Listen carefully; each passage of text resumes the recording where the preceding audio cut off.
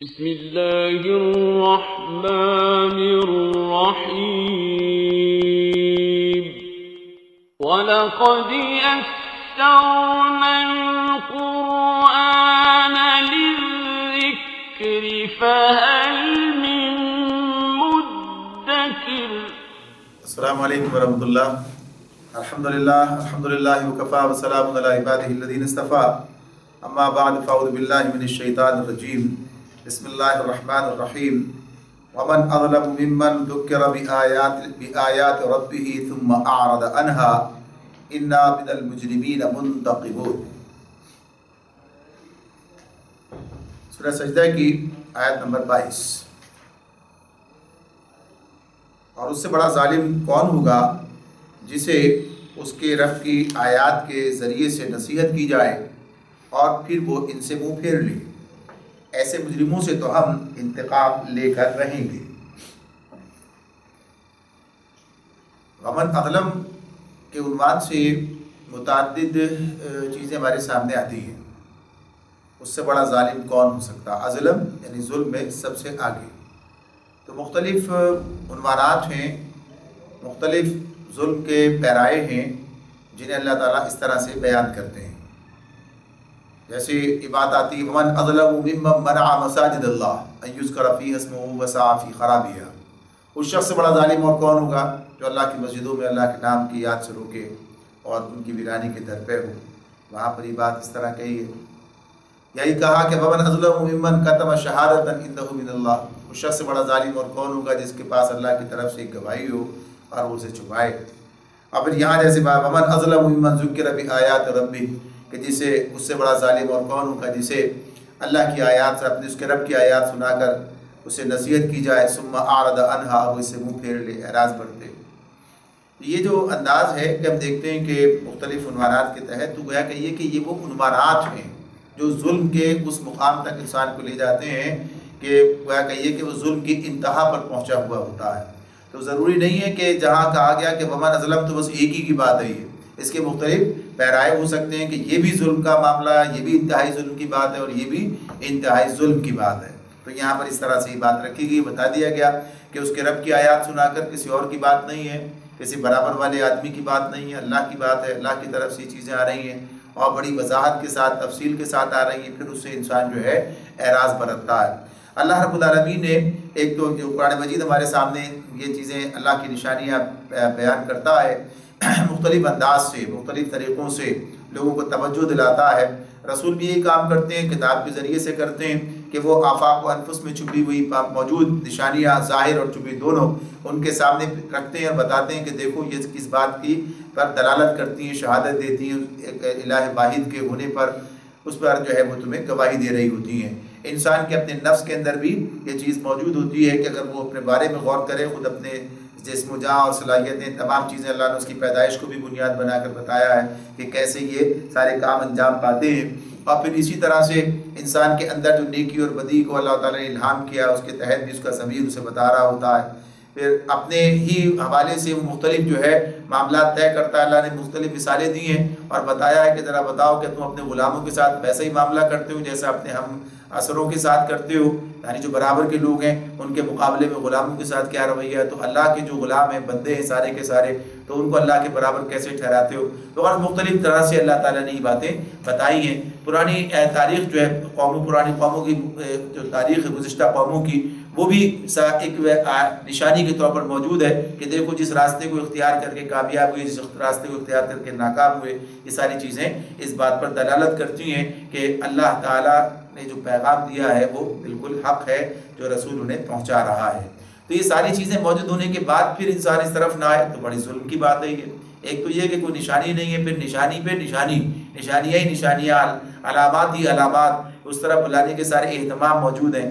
تو فرمایا انا من المجرمین منتقمون، تو ایسے مجرموں سے تو ہم انتقام لے کر رہیں گے۔ یعنی پھر ایسے مجرم وہی ہیں کہ جنہیں یعنی سارے انتظامات کیے، ساری نشانیاں دکھائی گئی، اس کے بعد پھر اب بات مان کے نہیں دی تو پھر اس کا نتیجہ کیا نکلے گا؟ یہ اللہ کے انتقام کا شکار ہوں گے، یعنی انہیں وہ اس روش کا جو نتیجہ ہے وہ دیکھنا پڑے گا، وہ سزا بھگت کے رہیں گے۔ وَلَقَدْ آتَيْنَا مُوسَى الْكِتَابَ فَلَا تَكُنْ فِي مِرْيَةٍ مِّن لِقَائِهِ من لقائه وجعلناه هدى لبني اسرائیل، اس سے پہلے ہم موسیٰ کو کتاب دے چکے ہیں، لہٰذا اسی چیز کے ملنے پر تمہیں کوئی شک نہ ہونا چاہیے۔ یہاں یہ بات بھی پہلے بھی سورت کے آغاز میں یہ بات آ گئی تھی سامنے، یعنی گویا کہیے کہ تمہیدی طور پر بتائی گئی تھی بات کہ موسیٰ علیہ السلام کے حوالے سے کہ یہ کتاب جو اب محمد صلی اللہ علیہ وسلم کی طرف بھیجی گئی ہے یہ کوئی پہلی مرتبہ کا معاملہ نہیں ہے، بلکہ اس سے پہلے بھی انبیاء ہیں جنہیں تم بھی پہچانتے ہو، جانتے ہو، مانتے بھی ہو، کسی درجے میں کچھ لوگ مانتے ہیں کچھ نہیں مانتے، لیکن یہ معلوم ہے کہ ایک رسول اور اس کے بعد کتاب کا ذکر موجود ہے۔ تو اب اگر یہ کام ہو رہا ہے تو اس میں کون سی جو ہے انوکھی بات ہے جو کہ سمجھ میں نہیں آ رہی ہے، جس پر ماننے میں یا ایمان لانے میں کوئی چیز ایسا امر مانے ہے کہ ایسا تو کبھی نہیں ہوا، کوئی اچنبے کی بات ہے۔ تو یہ اللہ تعالیٰ لوگوں کی ہدایت کے لیے سارے کام کرتے رہے ہیں۔ تو اس اعتبار سے بتا دیا گیا کہ یہ اللہ تعالیٰ کی طرف سے اسی طرح کی کتاب ہے جس طرح اس سے پہلے انبیاء کو کتاب دی گئی تھی، لہذا اس معاملے میں کسی شک و شبے کی بات نہیں ہے۔ پھر فرمایا وَجَعَلْنَا مِنْهُمْ أَئِمَّةً يَهْدُونَ بِأَمْرِنَا لَمَّا صَبَرُوا وَكَانُوا بِآيَاتِنَا يُوقِنُونَ۔ اس کتاب کو ہم نے بنی اسرائیل کے لیے ہدایت بنایا تھا، اور جب انہوں نے صبر کیا اور ہماری آیات پر یقین لاتے رہے تو ہم نے ان کے اندر ایسے پیشوا پیدا کیے جو ہمارے حکم سے رہنمائی کرتے تھے۔ اللہ رب العالمین یہاں جو بات ہمارے سامنے رکھتے ہیں کہ یہ ایسا نہیں ہوا کہ کتاب نازل ہو جانے کے بعد یہ کتاب نازل ہو گئی اور کتاب نازل ہونے کے بعد جو ہے بس معاملہ ختم ہو گیا اور سارے کام ہو گئے، نہیں۔ پہلی بات تو یہ بتائی کہ یہ کتاب تھی کس مقصد کے لیے، کس لیے بنی اسرائیل کو دی گئی۔ یہ کتاب ہدایت کے طور پر انہیں دی گئی اور اس میں اسے ان کی رہنمائی کا ذریعہ بنایا گیا۔ تو جیسے ان کے لیے رہنمائی کے لیے اللہ نے کتاب نازل کی، ایسے تمہاری رہنمائی کے لیے بھی اللہ نے کتاب نازل کی ہے۔ اور یہ بات بھی اپنی جگہ ہے کہ بنی اسرائیل جس صورتحال کا شکار تھے، یعنی صدیوں سے مصر میں ذلت و نکبت سے کہ جیسے دوچار تھے اس میں زندگی بسر کر رہے تھے، تو یہ اللہ تعالیٰ کا فضل اور احسان ان پر ہوا کہ اللہ تعالیٰ نے موسیٰ علیہ السلام کو بھی مبعوث کیا رسول کی حیثیت سے اور کتاب بھی نازل کی، جس کی بنیاد پر یعنی رسول اور کتاب کی بنیاد پر جب اس پر ایمان لائے اور یعنی اس پر جو ہے اس کے مطابق کام کیا تو اس کا نتیجہ کیا نکلا کہ اللہ نے پیشوا بنا دیا، اور اس سے اس جدوجہد کا جو نتیجہ نکلا رسول کے ساتھ مل کر جو کی گئی تو اس کے نتیجے میں پھر اللہ تعالیٰ نے فرعون جیسے ظالم سے جو چھٹکارا عطا کر دیا، اور جو غلامی تھی اور ذلت اور نکبت تھی اس سے بنی اسرائیل کو نجات مل گئی، اور پھر یہ ایک ایسی قوم بن کر سامنے آئی کہ جو اس زمانے کے اندر امامت اس کے حوالے کی اللہ نے فرمایا نا یا بنی اسرائیل اذکروا نعمتی التی انعمت علیکم وانی فضلتکم علی العالمین، کہ بنی اسرائیل یاد کرو میری وہ نعمت جو میں نے تمہیں عطا کی تھی اور کہ میں تمہیں دنیا میں تمام لوگوں پر فضیلت بھی عطا کی تھی۔ تو یہ بات اپنی جگہ پر تھی، اس کی بنیاد کیا تھی؟ یہی کتاب ہدایت جو ان کے پاس آئی تھی، اس پر ماننا اور اس پر عمل کرنا۔ تو یہ اس پر عمل کرنے، اس کی ہدایت، اس کو ہدایت کے طور پر اختیار کرنے کا نتیجہ تھا کہ پھر یہ قوم جو ہے ایک دنیا میں نامور قوم بن گئی۔ تو یہی بات بتائی جا رہی ہے کہ اگر اب تم بھی اس کے ساتھ یہ معاملہ کرو گے، یعنی اسے کتابی ہدایت کے طور پر تسلیم کر لو گے، تو تمہارا معاملہ بھی اسی طرح ہوگا۔ جیسے مکے کے اندر قریش مکہ کا جو حال تھا یا عرب کے اندر جو صورتحال تھی، اس کے برعکس جو ہے یہ بات تمہارے سامنے آئے گی کہ جو صورتحال اس سے تبدیل ہو جائے گی، جیسا کہ واقعے کے طور پر بھی بات سامنے آئی۔ یعنی جب اس پر ایمان لے آئے لوگ اور اس کو لے کر کھڑے ہوئے اور پھر اللہ نے انہیں کامیابی عطا کی، تو ہم دیکھتے ہیں کہ عرب کی بالکل کہیے کہ تاریخ ہی بدل گئی اور وہ کیفیت تبدیل ہو گئی کہ جو لوگ گروہوں میں بٹے ہوئے تھے اب وہ پوری دنیا کی امامت کے لیے اپنے آپ کو تیار کر چکے تھے۔ تو وہ کتاب کی بنیاد پر تھا۔ پھر اسی مزید اللہ تعالیٰ یہ بات اور ہی فرماتے ہیں کہ اس کے اندر کہ ہم نے جو ان کے اندر رہنما پیدا کی ہے اس کے لیے اللہ تعالیٰ نے یہ بات بتائی ہے وَجَعَلْنَا مِنْهُمْ أَئِمَّةً، یعنی ائمہ جو ہے یہ، اب یہ ائمہ ایک تو ہم بھی اپنے امام جو ہے مسجد کے امام کو ائمہ کہتے ہیں، تو یہ امام کے لیے ہے، لیکن امام سے مراد یہ امام نہیں ہے بلکہ دنیا کی امامت کی بات ہے، قوموں کی امامت کی بات ہے، یعنی ان کے یہ کہیے ان کی رہنمائی، جو رہنما ہوتے ہیں قوم کے اور لیڈر ہوتے ہیں، یہ ان کی بات ہو رہی ہے۔ تو کہا کہ ہم نے بنی اسرائیل کے اندر ائمہ جو ہے اٹھائے اور وہ ان کے لیے ہدایت کا ذریعہ تھے، ان کے لیے ہدایت کا کام کرتے تھے، لیکن یہ کس بنیاد پر تھا؟ فرمایا کہ بِأَمْرِنَا لَمَّا صَبَرُوا، یا یہدونا بِأَمْرِنَا، یہ ہمارے حکم کی جو ہے ہدایت پر عمل کرتے اور انہیں جو ہے اس کی ہدایت کرتے تھے، اور ساتھ ساتھ ان کی بنیاد کیا تھی؟ لما صبروا، کہ انہیں صبر کیا، وَكَانُوا بِآيَاتِنَا يُوقِنُونَ، اور ہماری آیتوں پر یقین رکھا۔ تو یہ دو چیزیں اس حوالے سے یہاں پر بیان کی گئی ہیں۔ ایک بات تو یہ کہ ہماری آیات پر انہوں نے یقین رکھا، یعنی اس پر جو ہے یقین کامل انہیں حاصل ہوا۔ اور دوسری بات کیا ہوئی کہ عمل کے میدان میں انہوں نے صبر کے ساتھ میں اس پر ڈٹ کر کام کیا۔ تو یہ بنیادی دو چیزیں ہیں جو بتائی گئی کہ جس کے اندر امامت کا منصب بھی عطا ہوتا ہے، یعنی دین میں رہتے ہوئے یہ دو چیزیں، یعنی بنیادی تعلیمات جو دی گئی ہیں، دین دیتا ہے بنیادی تعلیمات پر بالکل صبر کے ساتھ، استقامت کے ساتھ عمل پیرا ہو جانا، اور اللہ رب العالمین کی ہدایات کو جو ہے اس کو اس طریقے سے سمجھنا اور پھر اس کے مطابق زندگی بسر کرنے کا معاملہ۔ تو یہ کتاب ہدایت تھی، اور اس کتاب کو تھامنے، اس پر عمل کرنے کا نتیجہ ہی تھا کہ پھر انہیں اس مقام پر اللہ نے یہ منظر دکھا دیا۔ اور اب ہمارے سامنے تو نبی کرم صلی اللہ علیہ وسلم کی مثال ہے، آج ہمارے سامنے اس وقت تو قرآن ان کی مثال دے رہا ہے انہیں، یعنی اس وقت جو ہے مشرکین مکہ سے بات ہو رہی ہے اور بتایا جا رہا ہے کہ دیکھو پچھلی قوم کے ساتھ یہ معاملہ ہوا تھا، جب انہوں نے اس کتاب کو کتاب ہدایت بنا کر اپنے لیے جو ہے اس سے رہنمائی حاصل کی، اس کے پیچھے چلے، اور ہمارے لیے اس سے بڑی مثال نبی کرم صلی اللہ علیہ وسلم کی ہے، آپ کے ساتھیوں کی ہے کہ جب انہوں نے اس کتاب کو جو اللہ کی طرف سے نازل ہوئی، جنہوں نے نہیں مانا ان کا جو اشر ہوا وہ بھی بات سامنے، اور جنہوں نے مان لیا، ماننے کے بعد پھر اس کتاب کو اپنا امام بنایا اور اس کو لے کر اٹھے دنیا کے اندر، تو دنیا نے جو ان کو اللہ نے جو انہیں مقام دیا اس دنیا میں وہ سب کے سامنے۔ تو ظاہر سی بات ہے کہ یہ اس بنیاد پر تھا جب انہوں نے اس کتاب پر عمل کیا، اسے کتاب ہدایت تسلیم کیا اور اپنی زندگی اس کے مطابق بنائی، اور جو بات یہ کتاب پیغام دے رہی تھی اس پیغام کو قبول کرتے ہوئے کام انجام دیا، تو اس کی بنیاد پر ہی سارا معاملہ ہوا۔ اور پھر صبر کے ساتھ جو ہے وہ اس راستے پر چلتے رہے، لگے رہے، یعنی کسی لذتوں اور منافع اور چیزیں اور دیگر اور خوف اور کوئی بھی چیز جو ہے انہیں اپنے راستے سے ہٹا نہیں سکی۔ دونوں ادوار جو ہیں ہمیں صحابہ کرام کی زندگی میں نظر آتے ہیں۔ ایک دور وہ ہے کہ جب انتہائی درجے کی مصیبتیں، پریشانیاں ہیں، تکالیف ہیں اور قربانیاں ہیں، یعنی مکے کے اندر ہے، اس وقت بھی پوری صبر و استقامت کے ساتھ لگے ہوئے۔ مدینہ آ جانے کے بعد صورتحال تبدیل ہو گئی، اب صورتحال کا ٹھکانہ میسر آ گیا، چلو اب ذرا سکون کا سانس لیا جائے۔ تو یہاں بھی معاملہ اس طرح سے نہیں ہے، بلکہ ایک چموکھی لڑائی ہے، کشمکش ہے جو جاری ہے۔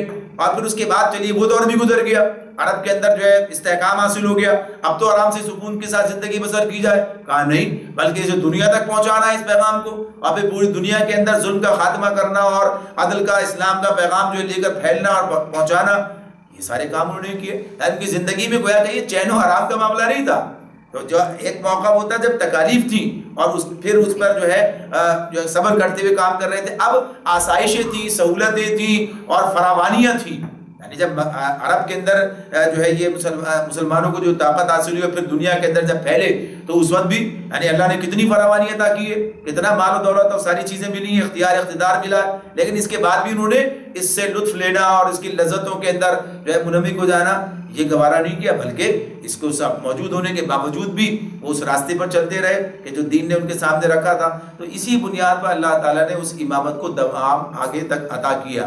اور جب یہ گویا کہیے کہ مسلمان پھر زوال کی طرف آئے تو اس کی بنیاد بھی کیا تھی؟ کتاب کو چھوڑا اور پھر انہیں لذتوں کے پیچھے پڑ گئے اور پھر اسی کیفیت میں چلے گئے جس طرح بنی اسرائیل نے معاملہ کیا تھا۔ تو اگر یہ کام اس طرح کیا گیا تو پھر نتائج بھی ویسے ہی آنے شروع ہو گئے، وہ اسی صورتحال کا مسلمان بھی شکار ہوئے۔ اب پھر تبدیلی کا راستہ کیا ہے؟ یہی راستہ اس کتاب ہدایت کی طرف رجوع کیا جائے۔ تو یہاں پر اس لیے اس آیت کے اندر یہ بات بہت واضح کر کے بیان کی گئی ہے کہ یہ جو اس کے لیے رہنمائی کا کام ہے، فریضہ ہے، یہ اسی صورت میں ادا ہو سکتا ہے جبکہ یہ دو کام کیے جائیں، یعنی آدمی عمل کے معاملے میں بھی اور علم کے معاملے بھی، علم اور عمل دونوں کے اندر جو ہے وہ آگے بڑھے اور اس کتاب کو بنیاد بنائے اور اس کو اپنے سامنے رکھتے ہوئے کام کرے تو یقیناً یہ سارے کام آج بھی انجام پا سکتے ہیں۔ ان ربک ہوا یفصل بینہم یوم القیامۃ فیما کانوا فیہ یختلفون، یقیناً تمہارا رب ہی قیامت کے روز ان باتوں کا فیصلہ کرے گا جن میں بنی اسرائیل باہم اختلاف کرتے رہے ہیں۔ بنی اسرائیل کی بات ہو رہی تھی، یعنی موسیٰ علیہ السلام کا ذکر کیا، ان کی کتاب کا ذکر کیا، پھر ان کے اندر ائمہ کا ذکر کیا۔ اب ساتھ ہی ساتھ اب یہ صورتحال کیا بن گئی؟ اب یہ صورتحال اگر کہا جائے بھائی وہ لوگ تھے آگے بڑھے ایسا ہوا، اب کیا حال ہے ان کا؟ اختلاف کر رہے ہیں آپس میں۔ تو اس کی بات اللہ تعالیٰ نے بتا دی کہ جب پھر یہ فرقہ بندیوں میں مبتلا ہو گئے تو اس کی بنیاد کیا بنی؟ اس ایمان و یقین کی اس کیفیت کو کھو دیا، اس کیفیت کو کھو دیا۔ تو پھر یہ فیصلہ اللہ تعالیٰ بتائیں کہ کرے گا قیامت کے دن، یعنی دنیا تو آزمائش کی جگہ ہے، لہٰذا یہاں بالکل کھول کر وہ چیزیں نہیں رکھ دی جاتی۔ تو اس میں ایسے پہلو موجود رہتے ہیں کہ جب لوگ اصل کام چھوڑ دیتے ہیں تو پھر انہی چکروں میں لگ جاتے ہیں۔ تو جب انہوں نے اصل کام چھوڑ دیا تو باہمی افتراق و انتشار میں مبتلا ہو گئے، ہم قیامت کے دن اس کا فیصلہ کریں گے، تو ہمارے لیے بھی اس کے اندر رہنمائی موجود ہے۔ اولم یہد لہم کم اہلکنا من قبلہم من القرون یمشون فی مساکنہم ان فی ذلک لآیات افلا یسمعون۔ اور کیا ان لوگوں کو ان تاریخی واقعات میں کوئی ہدایت نہیں ملی کہ ان سے پہلے کتنی ہی قوموں کو ہم ہلاک کر چکے ہیں جن کے رہنے کی جگہوں میں آج یہ چلتے پھرتے ہیں۔ یہ بات بھی اللہ تعالیٰ بار بار، یہ وہی نشانیوں کی بات ہے یہ کہ یہی بیان کی جا رہی ہے، بتایا جا رہا ہے کہ دیکھو آخر تم پہلے انسان نہیں ہو، اور آدمی جب ایک کہیں اسے اختیار، اقتدار اور صحت، عافیت ساری چیزیں حاصل ہوتی ہیں تو وہ اس معاملے میں آسانی سے سوچنے کے لیے تیار نہیں ہوتا کہ کل یہ وقت جو ہے اس پر بھی آ سکتا ہے جو دوسری قوموں پر آیا ہے۔ وہ سمجھتا ہے شاید معاملہ ایسے ہی رہے گا۔ تو اگر جو لوگ عقل مند ہیں تو ان کا معاملہ کیا ہے، جس کے لیے کہتے ہیں ہمارے پاس ایک محاورہ ہوتا ہے، اگلا گرا تو پچھلا ہوشیار ہو جاتا ہے۔ یعنی اگلا جس صورتحال میں کا شکار ہو کر حادثے کا شکار ہو گیا ہے تو پیچھے والے اس سے سبق سیکھیں، لیکن یہ سبق کون سیکھتا ہے؟ جو عقل کی بنیاد پہ کام کرتا ہے۔ ورنہ تو ہم یہ دیکھتے ہیں کہ ایک بھیڑ چال ہے، ایک گرا تو اس کے پیچھے سب اسی راستے پہ جا رہے ہیں۔ یہ ہم دیکھتے ہیں قومی طور پر بھی باتیں ہمارے سامنے، انفرادی طور پر بھی یہ نظر آتی ہیں کہ لوگوں کے سامنے لوگوں کی مثالیں موجود ہیں، قوموں کے سامنے قوموں کی مثالیں موجود ہیں، لیکن لوگ اسی پر اصرار کرتے ہیں، جس راستے پر چل کے دوسرے ہلاک ہوئے اسی راستے پر جانے کی بات کر رہے ہوتے ہیں۔ تو اللہ رب العالمین یہ بات بتا رہے ہیں کہ یہ ان جگہوں پہ چلتے پھرتے ہیں، آج ہمیں کل یہاں کوئی اور تھا اور دیکھو کامیاب گیا یا ناکام گیا۔ ایک تو جانے کے والے سے بات ہے کہ چلے جانا ہے، وہ بھی گیا ہم بھی جائیں گے، ایک پہلو یہ بھی ہے۔ دوسری بات کون کامیاب گیا تو کامیابی کے کیا جو بنیادیں تھیں، ناکام گیا تو ناکامی کی کیا بنیادیں ہیں، یہ سب چیزیں سامنے، تو اس سے عبرت حاصل کرنا۔ تو یہ اللہ کی آیات ہیں جو یہاں پر پھر کھول کے بیان کی جا رہی ہیں۔ ان فی ذلک لآیات، اس میں نشانیاں ہیں۔ افلا یسمعون، تو کیا یہ سنتے نہیں ہیں؟ یعنی یہ جو بات کہی گئی ہے، اب آپ اس میں دیکھیے کہ اس میں اللہ رب العالمین جو بات ہم سے کہہ رہے ہیں کہ یہ جو پچھلی قوموں کی بات ہے، اولم یہد لہم کم اہلکنا من قبلہم من القرون یمشون فی مساکنہم، کیا ان لوگوں کو ان تاریخی واقعات میں کوئی ہدایت نہیں ملی کہ ان سے پہلے کتنی قوموں کو ہم ہلاک کر چکے ہیں جن کے رہنے کی جگہوں میں یہ چلتے پھرتے ہیں۔ ان فی ذلک لآیات، اس میں نشانیاں ہیں۔ افلا یسمعون، کیا پھر یہ سنتے نہیں ہیں؟ ابھی سنتے نہیں کا مطلب کیا ہے؟ افلا یسمعون کی بات ہو رہی ہے۔ ایک تو بات یہ ہے کہ ہر چیز جو ہے یہ زبان حال سے، ایک ہوتی ہے زبان قال، یعنی جو آدمی زبان سے بولتا ہے، آواز ہے، اس سے آدمی دیکھتا ہے۔ ایک زبان حال ہوتی ہے، یعنی اس حال کو دیکھ کر انسان جو ہے عبرت پکڑتا ہے۔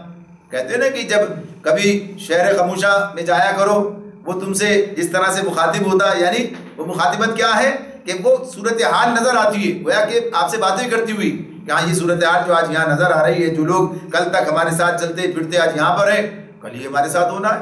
تو ہر بات جو ہے ایک گویا کہ یہ پیغام ہے، ہر ایک بات میں، ہر چیز میں ایک پیغام موجود ہوتا ہے۔ تو ایک تو یہ بات ہے کہ کیا یہ کان سوچتے نہیں ہیں، سمجھتے نہیں ہیں، اور پھر دوسری بات یہ کہ انہی کو بنیاد بنا کر تمہیں نصیحت کی جا رہی ہے، تو کیا آپ سننے کے لیے تیار نہیں؟ تو افلا یسمعون کا معاملہ یا اسی اعتبار سے ہے کہ بات کو سننا اور سن کے اس سے نتیجہ اخذ کرنا اور پھر اس سے کوئی جو ہے رہنمائی حاصل کرنا۔ تو اللہ تعالیٰ کہتے ہیں افلا یسمعون، کہ یہ سنتے نہیں ہیں۔ اولم یروا انا نسوق الماء الى الارض الجرز فنخرج به زرعا تأكل منه انعامهم وانفسهم افلا يبصرون، اور کیا ان لوگوں نے یہ منظر کبھی نہیں دیکھا کہ ہم ایک بے آب و گیا زمین کی طرف پانی بہا لاتے ہیں، پھر اسی زمین سے وہ فصل اگاتے ہیں جس سے ان کے جانوروں کو بھی چارہ ملتا ہے اور یہ خود بھی کھاتے ہیں۔ افلا یبصرون، تو کیا انہیں کچھ نہیں سوچتا؟ اب یہ بھی ایک نشانی ہے، علامت ہے، یہ اللہ تعالیٰ بتا رہے ہیں کہ ذرا سوچو غور کرو اس معاملے میں۔ آپ دیکھیے یہ بھی یہاں کئی مقامات پہ ایسے آتے ہیں سامنے جہاں اللہ تعالیٰ نے بارش کے برسانے کی بات کی، بارش برستی ہے، پھر ایسا ہوتا ہے، پھر یہ سب کچھ ہوتا ہے۔ یہاں اللہ تعالیٰ نے اس سے اگلی بات ہمارے سامنے رکھی ہے، اور وہی بات یہ ہے کہ ہم کہیں اور جو ہے بارش برساتے ہیں، تو یہاں پر کہا کہ ہم ایک بے آب و گیا زمین کی طرف پانی بہا لاتے ہیں، یعنی یہ انتظام بھی اللہ تعالیٰ کا ہے کہ جہاں پر بعض زمینیں ایسی ہیں کہ جو بارش کو اس طرح سے گویا کہیے کہ ان کے لیے مفید نہیں ہے، برداشت نہیں کر سکتی ہیں۔ بعض خطے دنیا کے اندر ایسے ہیں بعض ممالک بھی اس طرح کے ہیں کہ جہاں کی صورتحال اسی طرح کی ہے کہ وہاں بہت زیادہ بارش نہیں ہوتی ہے، لیکن مختلف مقامات سے مختلف جگہوں سے جو ہے پانی وہاں پر آتا ہے. جیسے مصر کی زمین کے بارے میں کہا جاتا ہے تو افریقہ سے، حبشہ سے، وہاں سے دریا نیل کے ذریعے پانی وہاں آتا ہے. تو یہ انتظام ان لوگوں کے لیے کہ جہاں پانی کا وہ ذخیرہ، وہ چیزیں اس طرح نہیں ہیں. اب جیسے ہمارے یہاں بھی بات ہی اسی طرح ہے کہ کہاں سے آتا ہے اور کہاں پہنچتا ہے، تو یہ سارا اللہ تعالیٰ کا انتظام ہے. تو کہا کہ اس طریقے سے بھی ہم پانی وہاں پہنچاتے ہیں اور پھر اسی زمین سے وہ فصل اگاتے ہیں جس سے ان کے جانوروں کو بھی چارہ ملتا ہے تو یہ خود بھی کھاتے ہیں. تو اب یہ جو بات اس کے اندر عام طور پر یہ بات ساتھ ساتھ چلتی ہے کہ کہیں تو اس سے مثال سے اللہ تعالیٰ زندگی بعد موت کی جو ہے تشبیہ دیتے ہیں. بارش برسی اور پھر زمین پھبک اٹھی، یہ بتایا کہ جو مردہ جڑیں پڑی تھیں، کہیں کوئی بیج پڑا تھا، دوبارہ جو ہے وہ زندہ ہو گیا اور جو ہے باہر نکل آیا زمین سے. ایک تو یہ بات ہوتی ہے. دوسری بات نبوت کی بات ہوتی ہے کہ نبوت کو جو ہے اس سے جو ہے مشابہ قرار دیا گیا ہے کہ اللہ کی رحمت ہے وہ بھی. اور جب وہ اس ایسی زمین پر برس رہی ہے کہ جہاں پر جو بنجر پڑی ہے اور جہاں وہ کہیے کہ ہدایت کی بجائے ضلالت کے معاملات سامنے ہیں، تو جب وہ ہدایت کی روشنی آتی ہے تو صورتحال بالکل تبدیل ہو جاتی ہے. اور پھر اس کی بنیاد پر جو صورتحال وہاں پر بنتی ہے اور جو اخلاقیات اور معاملات اور سب چیزیں جس طرح سے عمدہ طور پر سامنے آتی ہیں اور جس کے فوائد جو ہے پوری زمین اٹھاتی ہے، یعنی ساری انسانیت کو اس کے فوائد حاصل ہوتے ہیں. تو یہ سب اللہ تعالیٰ کی مہربانی ہے. تو اس میں بھی یہاں بھی یہ بات اپنی جگہ موجود ہے کہ جہاں بظاہر کچھ بھی نظر نہیں آتا کہ کچھ ہو سکے گا، لیکن اللہ تعالیٰ وہاں بھی یہ کام کر دیتے ہیں. یعنی پانی اس کے وہاں پر پہنچتا ہے جہاں براہ راست وہ چیز نہیں ہے، لیکن پھر بھی اللہ تعالیٰ اس کے ذریعے سے وہاں پر جو ہے وہ سارے کام کر دیتا ہے. تو اس میں دونوں پہلو جو ہیں وہ سامنے کہ یہ احسان بھی ہے کہ دیکھو تم اللہ کی قدرت، یہ تمہارے بس کی بات نہیں تھی. اور پھر دوسری بات یہ کہ اسی طرح سے اللہ تعالیٰ اس نظام کو بھی آگے چلائے گا اور اسی طرح چلتا ہوا آ رہا ہے. بظاہر ایسا لگتا ہے کہ شاید زمین اس کو جگہ نہیں دے گی. نبی اکرم صلی اللہ علیہ وسلم جب مکہ چھوڑ کر نکل رہے تھے تو شاید دنیا یہ سمجھ رہی ہو کہ آپ جو ہے بظاہر اس وقت کے حالات میں کہ دیکھو یہ دعوت جو ہے یہاں جڑ نہ پکڑ سکی، جس مقام پر جو ہے وہ اٹھی اور پھر اب جسے انہیں یہاں سے نکلنا پڑا ہے. لیکن وقت نے ثابت کر دیا کہ ہاں اللہ تعالیٰ نے پورے عرب کیا پوری دنیا کے اندر اس پیغام کو پھیلا دیا. اور پھر یہاں نہ صحیح وہاں صحیح تو یہ وہاں چلی گئی. یعنی بس یہ پانی وہاں یہ نبوت مدینے پہنچی اور وہاں سے پھر جو ہے اللہ تعالیٰ نے اسے مرکز بنا کر اور پھر اس مقام سے جو ہے اس بات کو آگے بڑھا دیا. تو یہ ضروری نہیں ہے کہ جہاں یہ بارش برسی ہے وہیں پر جو ہے اس کے اثرات جو ہیں وہاں پر اس طرح سامنے آئے کہ چٹیل اس پر جو ہے زمین پر جو ہے کسی چٹان ہے بارش برستی ہے اور وہاں سے ندی اور نالوں کی صورت میں کہاں جا کر اپنا کام دکھاتی ہے. تو مکے میں بھی یہ صورتحال رہی کہ وہاں 13 سال کام کیا لیکن صورتحال کچھ اور بنی اور اللہ تعالیٰ مدینے لے گئے. اور اللہ کے منصوبے میں تو یہ بات پہلے سے موجود تھی. یعنی ایسا نہیں ہے کہ مجبوراً لے گئے، اللہ کے منصوبے میں یہ بات تھی. وہاں افراد کی تیاری ہوئی اس سنگلاخ زمین کے اندر اور پھر وہاں لے جا کر پھر وہ کام آگے بڑھایا گیا. تو مدینے میں جا کر یہ کام ہو گیا. تو یہ مثال بالکل اس طرح سے ہمارے سامنے آتی ہے. تو فرما دیا اللہ تعالیٰ نے کیا انہیں سوچتا نہیں ہے؟ افلا یبصرون، کہ یہ دیکھتے نہیں ہیں؟ تو یہ جو عبرت کی نظر، تو یہ بات اسی صورت میں پیچھے گزر چکی ہے. اس میں یہ بات تھی کہ آنکھیں اور کان اور دل ہم نے انہیں دیے، تو یہ اسی لیے دیے کہ آدمی ان سے عبرت جو ہے حاصل کرے، نصیحت ان سے حاصل کرے. تو کہا افلا یبصرون، کیا یہ دیکھتے نہیں ہیں؟ وَيَقُولُونَ مَتَىٰ هَٰذَا الْفَتْحُ إِن كُنتُمْ صَادِقِينَ، یہ لوگ کہتے ہیں اچھا فیصلہ کب ہوگا اگر تم سچے ہو. وَيَقُولُونَ مَتَىٰ هَٰذَا الْفَتْحُ، فتح اس مراد کیا فیصلہ ہی ہے. یعنی اس اعتبار سے کہ جو تمہارا یعنی جو تم کہتے ہو کہ ہمارے حق میں آئے گا تو پوچھ رہے متى هذا الفتح، کب آئے گی فتح، کب ہوگا یہ فیصلہ. ان کنتم صادقین، اگر تم سچے ہو. یہ بات بھی سورت کا اختتام ہے، یہ بات پیچھے گزری ہے جب کہا کہ یہ جلدی کرتے ہیں. سارے معاملات کی بات آئی تھی سامنے اور پھر اللہ نے بتایا کہ 1000 سال کا دن ہے. اس پر کل بات کر چکے ہیں. تو یہاں پھر یہ بات کہتے ہیں، بار بار اس بات کو دہراتے ہیں بھائی وہ کب یہ معاملہ طے ہوگا. چلو تمہاری باتیں تو ہم سن رہے ہیں. تو اللہ تعالیٰ فرما رہے ہیں اب دیکھیے یہ جو پچھلی آیت ہے اس سے نبوت کی بات کی اور پھر اس کے اثرات اور نتائج یہ تو بعد میں آئیں گے سامنے. ابھی تو بات ہو رہی ہے خالی. آج ہماری سمجھ میں بہت آسانی سے بات آ رہی ہے اس لیے کہ واقعہ ہو چکا ہے، اس کے نتائج سامنے آ چکے ہیں. مکے سے لوگ مدینے آ گئے ہیں اور مدینے میں آپ پہنچنے کے بعد جو حالات ہیں وہ سب بھی اپنی جگہ پر روبہ آ چکے ہیں اور نتائج سب نے دیکھ لیے. لہٰذا بات سمجھ میں آ رہی. ابھی جب گویا کہ یہ کچھ بھی نہیں ہوا ہے مکے میں بیٹھے اور مشکل ترین حالات کے اندر ہے، وہاں شاید یہ باتیں اتنی آسانی سے سمجھ میں نہ آ رہی لوگوں کے. لیکن جو ایمان رکھتے تھے وہ تو اس پر رکھتے ہی تھے. لیکن باقی لوگوں کے لیے بات جو تھی عجیب بات تھی. کیسی کیسی باتیں کرتے ہیں یہ، حالت یہ ہے اور باتیں ایسی ایسی کرتے ہیں. اب ابھی سورہ عذاب آگے آنے والی ہے، اس کے اندر بھی یہ کیفیت ہمیں نظر آئے گی۔ تو یہاں کہتے ہیں بھائی کب ہوگا یہ، چلو کہہ رہا ہوں کہ ہوگا ہوگا، کب ہوگا؟ تو اللہ تعالیٰ فرماتے ہیں قل، آپ ان سے کہہ دیجئے یوم الفتح لا ينفع الذین کفروا ایمانہم ولا هم ینظرون، آپ ان سے کہہ دیجئے فیصلے کے دن ایمان لانا ان لوگوں کے لیے کچھ بھی نافع نہ ہوگا جنہوں نے کفر کیا ہے، اور پھر ان کو کوئی مہلت نہ ملے گی۔ یعنی بنیادی طور پر بات یہی ہے کہ جو تم یہ بات کہتے ہو ٹھیک ہے، صحیح ہے، تمہاری نظر کے اندر یہ بات ہے کہ ایسا نہیں ہو سکتا، لیکن فرض کرو ہو گیا، جیسے کہ تم کہہ رہے ہو کہ ہو جائے لا کے دکھایا جائے، تو تمہیں کیا فائدہ ہوگا اس کا؟ تمہیں اس کا کیا فائدہ ہوگا؟ تم کہو اچھا اس دن ہم ایمان لے آئیں گے دیکھ کے، تو اس دن ایمان لانے کا کوئی فائدہ نہیں ہوگا۔ یعنی جو بات اس میں بھائی ایک آدمی مطالبہ کر رہا ہے کہ یہ کر کے دکھاؤ، یعنی یہ ہونا چاہیے، ٹھیک ہے لے آؤ صاحب، کہاں ہے، ہو جائے فیصلہ تمہارے ہمارے درمیان، تو ابھی تک تو یہ بات ہی ہے، لیکن اگر فیصلہ ہو گیا تو تمہیں کیا فائدہ ہوگا؟ یعنی ان کو کیا فائدہ پہنچے گا؟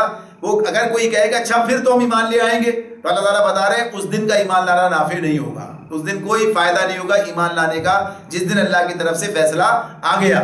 جو کچھ ہے اس سے پہلے تو اگر مان لو کہ تمہارا فائدہ ہے، ورنہ اگر نہیں مانتے تب بھی نقصان جو ہے معاملہ تمہارا ہی ہے، اس اعتبار سے بھی کہ اگر مہلت ملی ہوئی ہے تو شاید تم اس مہلت سے فائدہ اٹھا لو، لیکن اگر فیصلہ آ گیا جس کے تم مطالبہ کر رہے ہو، وہ دن آ گیا یوم الفتح لا ينفع الذین کفروا ایمانہم، تو پھر جو ہے کسی نے ایسے شخص کے لیے جس نے ایمان نہیں لایا کفر کرتا رہا تو اس کو کوئی فائدہ نہیں ہوگا، ولا هم ینظرون، اور ایسا نہیں ہوگا اچھا چلو ایک دفعہ پھر مہلت دے دی جائے۔ دیکھنے کے بعد قرآن مجید یہ مناظر بیان کرتا ہے، اور یہ بات سامنے آتی ہے کہ جہنم میں جا کر بھی لوگ کہیں گے، حشر کے دن بھی لوگ کہیں گے اے اللہ ہم نے دیکھ لیا، سب سمجھ لیا، سب سمجھ میں آ گیا آج ہمارے، ہم نے پورا اچھی طرح جان لیا، اب ہمیں پھر سے مہلت دے دیجئے، اب ہم کر کے آتے ہیں۔